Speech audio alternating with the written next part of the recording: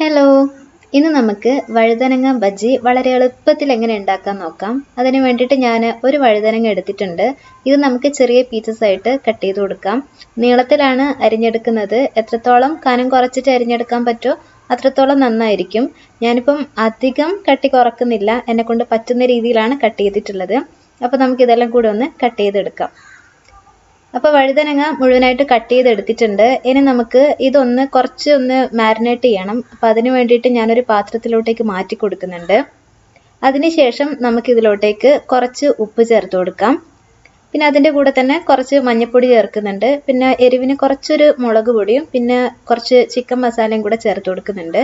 പിന്നെ ഒരു അല്പം വെള്ളവും കൂടെ ചേർത്ത് കൊടുക്കുക. എന്നിട്ട് ഇതെല്ലാം കൂടെ നന്നായിട്ടൊന്ന് മിക്സ് ചെയ്തിട്ട് നമുക്കൊരു 5 മിനിറ്റ് ഇതൊന്ന് റെസ്റ്റ് ചെയ്യാൻ വേണ്ടിയിട്ട് വെക്കാം. വഴുതനങ്ങ ആയതുകൊണ്ടാണ് ഞാനിങ്ങനെ ചെയ്യുന്നത്.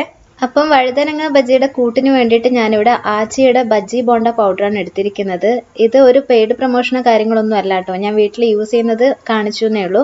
അതിൻ്റെ പുറകു വശത്ത് ഇത് എത്ര ക്വാണ്ടിറ്റി എടുക്കണം എന്നൊക്കെ ചേർത്തിട്ടുണ്ട്. അപ്പം ഞാൻ അതൊന്നും നോക്കിയിട്ടില്ല. ഞാൻ ഏകദേശം ഒരു അരക്കപ്പിൻ്റെ അടുത്ത് ഈ ഒരു പൊടി എടുത്തിട്ടുണ്ട്.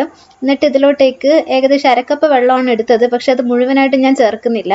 കുറേശ്ശെ ചേർത്തിട്ട് ഇതൊന്ന് കുഴച്ച് മിക്സ് ആക്കിയിട്ട് നോക്കും. എന്നിട്ട് ബാറ്റർ ലൂസായി പോവുകയാണെങ്കിൽ നമുക്ക് വീണ്ടും പൊടി ചേർക്കാം. അതെല്ലാം കറക്റ്റ് ആണെങ്കിൽ അതിനനുസരിച്ചിട്ട് ചെയ്യാം. അപ്പോൾ അതുകൊണ്ട് തന്നെ ഞാൻ കുറേശ്ശെ വെള്ളം ചേർത്തിട്ട് കുഴക്കുന്നുണ്ട്. അപ്പം കുറച്ചൊന്ന് ലൂസായി പോയിട്ടുണ്ട്. അപ്പം ഞാൻ വിചാരിച്ചു വഴുതനങ്ങ അതിൽ ഇട്ടതിന് ശേഷം നമുക്ക് ബാറ്റർ ഇതിലോട്ടേക്കൊന്ന് ചേർന്ന് നിൽക്കുമെന്ന് നോക്കാം. ചേർന്ന് നിൽക്കുന്നില്ല എങ്കിൽ അതിനനുസരിച്ചിട്ട് കുറച്ചും കൂടെ പൊടി ചേർത്ത് കൊടുക്കാം. അപ്പോൾ ഈ ഒരു പൊടിയുടെ പ്രത്യേകത, ഇതിൽ ഉപ്പും അപ്പക്കാരവും കാര്യങ്ങളെല്ലാം ഇതിലുണ്ട്. നമ്മളൊന്നും ചേർക്കേണ്ടയില്ല. വെള്ളം കൂട്ടിയിട്ട് കുറച്ചൊന്ന് കുഴച്ച് വെച്ചാൽ മാത്രം മതി. അപ്പം ഇത് നോക്കുന്ന സമയത്ത് കുറച്ചൊന്ന് ലൂസായിട്ടാണ് ഉള്ളത്. അപ്പം അതുകൊണ്ട് ഞാൻ കുറച്ചും കൂടെ പൊടി ചേർത്തിട്ട് ഒന്നും കൂടെ ഒന്ന് മിക്സ് ചെയ്ത് കൊടുക്കുന്നുണ്ട്. കടലമാവ് യൂസ് ചെയ്തിട്ട് നമ്മൾ ബജ്ജി ഉണ്ടാക്കുകയാണെങ്കിൽ നമുക്ക് കുറച്ചും കൂടെ നമ്മുടെ ആഡ് ഓൺസും കാര്യങ്ങളൊക്കെ ചെയ്യാനായിട്ട് പറ്റും. ഇത് പക്ഷെ വളരെ എളുപ്പത്തിൽ പെട്ടെന്ന് തന്നെ ചെയ്തെടുക്കാൻ പറ്റുന്ന ഒരു മെത്തേഡാണ്.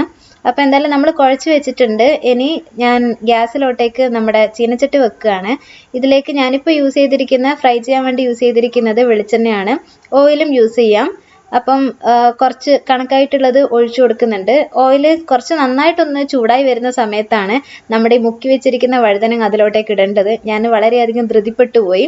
അപ്പം അതുകൊണ്ട് തന്നെ കുറച്ച് സമയം എടുക്കേണ്ട വന്നിട്ടുണ്ടായിരുന്നു ഇതൊന്ന് പൊങ്ങി വരാൻ. അപ്പോൾ ഒന്ന് പൊങ്ങി വന്നതിന് ശേഷമാണ് പിന്നെ ഞാൻ ബാക്കിയൊക്കെ ചേർത്ത് കൊടുത്തത്. അപ്പം നിങ്ങൾ ഫ്രൈ ചെയ്യുന്ന സമയത്ത് അതൊന്ന് ശ്രദ്ധിക്കുക കേട്ടോ. ഓൾവേസ് ഞാൻ പറയുന്ന കാര്യമാണ്, പക്ഷെ ഞാൻ തന്നെ തെറ്റിച്ചു. ഓയിൽ ഒന്ന് നന്നായിട്ട് ചൂടായതിന് ശേഷം മാത്രം ഒന്ന് ഫ്രൈ ചെയ്തെടുക്കുക. അപ്പോൾ കുറച്ച് സമയം കഴിയുമ്പോഴേക്കും ഇതുപോലെ പൊങ്ങി വരും. അതിൻ്റെ കളറൊക്കെ ഒന്ന് മാറി വരും.